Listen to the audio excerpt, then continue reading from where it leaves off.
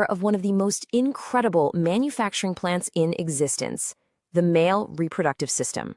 Seriously, just think of it as a non-stop, high-tech factory that has one single, absolutely critical mission, and it's running on a very, very tight schedule. So let's start with just one number, 74. 74 days. That's a little under 2.5 months. Go ahead and lock that number in your brain, because it's the official lead time for one of the most amazing production cycles on the entire planet. So what is it? The answer is sperm. And get this, in a single milliliter of fluid, you can find 100 million of these incredibly complex cells, and every single one of them, from scratch, took the full 74 days to build. It's an absolutely mind-boggling feat of biological engineering when you stop and think about it. Okay. So to really get how this all works, it's helpful to imagine the whole system as one big facility. But it's running two major interconnected production lines 24/7. And these two lines have completely different jobs, but they're both absolutely vital. So production line number 1 is all about something called gametogenesis, which is really just a fancy way of saying building sperm. That's the assembly line. The second production line is the hormone factory, and its main job is to crank out androgens, the most famous of which is, of course, testosterone. And the key thing to remember is that these two production lines are constantly talking to each other. All right, so let's zoom in on that first production line. We're going to go deep inside the factory, down into these microscopic tubes, to follow the incredible journey of just one sperm cell, all the way from a basic little blueprint to a super high-tech vehicle built to deliver DNA. Now, this assembly line isn't just a big chaotic mess. No way. It's meticulously managed by these amazing cells called Sertoli cells. The best way to think of them is as nanny cells. I mean, they create the perfect protected little bubble, and they provide all the food and support the developing sperm need to survive that long 74-day journey to maturity. And get this, these nanny cells also act as a high security force. They actually lock their arms together to form a literal wall. It's called the blood-testis barrier. So why do they need a wall? Well, it's because developing sperm are genetically different from the rest of the body's cells. And without this barrier, the body's own immune system would see them as foreign invaders and attack. It's a VIP-only zone, for sure. So, that 74-day marathon is broken down into 4 main stages. It all kicks off with a basic blueprint cell, the spermatogonia. This cell then divides and changes, eventually becoming what's called a spermatid. And here's the crucial part, it now has only half the original chromosomes. Finally, this cell goes through this dramatic makeover, getting its iconic tail and shape, becoming a fully fledged spermatozoon, ready for its mission. Now, you can probably guess that this whole assembly line is incredibly sensitive. For any of this to work, the conditions have to be just right. We're talking about a temperature that's a few degrees cooler than the rest of the body, total protection from the immune system, and this constant stream of hormonal messages from the brain telling those nanny cells exactly what to do and when to do it. Okay, time to check out the factory's second production line.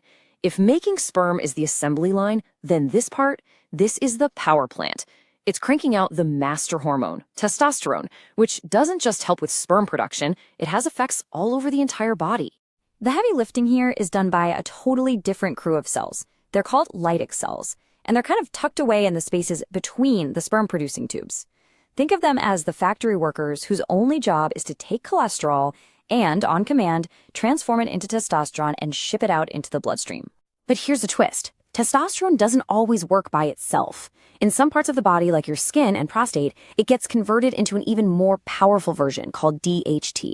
And these two have very different job descriptions. While testosterone is busy with things like muscle mass and sex drive, DHT is the one that drives facial hair growth, and kind of surprisingly, it's also the main hormone responsible for male pattern baldness. So with all of this complex activity going on, you have to ask, who's in charge here? Who's telling the factory when to speed things up or slow things down? Well, that would be the main command center, or HQ, located way up in the brain, specifically in the hypothalamus and the pituitary gland.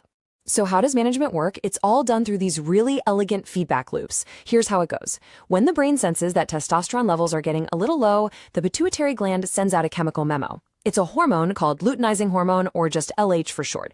This LH signal then travels all the way through the bloodstream down to the testes, where it delivers a direct order to the Leydig cells on the factory floor. The message is simple. Ramp up production. We need more testosterone now. Then, as the testosterone levels in the blood start to rise, the hormone itself sends a message back up to the brain. It's basically telling HQ, okay, we're good, we have enough for now, you can ease off. This makes the brain slow down the LH signal, which in turn tells the factory to slow down production. It's like a perfect self-regulating thermostat. And guess what? A nearly identical communication loop is happening to manage the sperm assembly line. The brain sends out a different hormone, FSH, to talk to the Sertoli nanny cells. And in response, the nanny cells send back their own hormone, called inhibin, which is their way of reporting back to HQ that everything's running smoothly and no more FSH is needed at the moment. So after that 74-day production cycle, and with all the hormone levels being perfectly managed by the brain, the final product is now completely assembled. It's ready to be packaged up and prepared for its final and most critical journey. Now, the final package isn't just sperm. It's actually a complex fluid called semen, and it's a cocktail mixed together from a few different glands. You've got the seminal vesicles adding fructose, which is basically an energy drink for the sperm.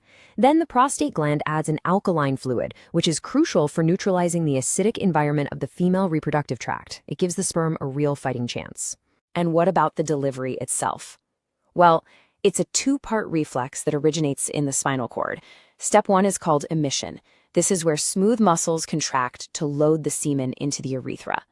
That's immediately followed by step 2, ejaculation, where a different set of muscles contract powerfully to propel the semen outward.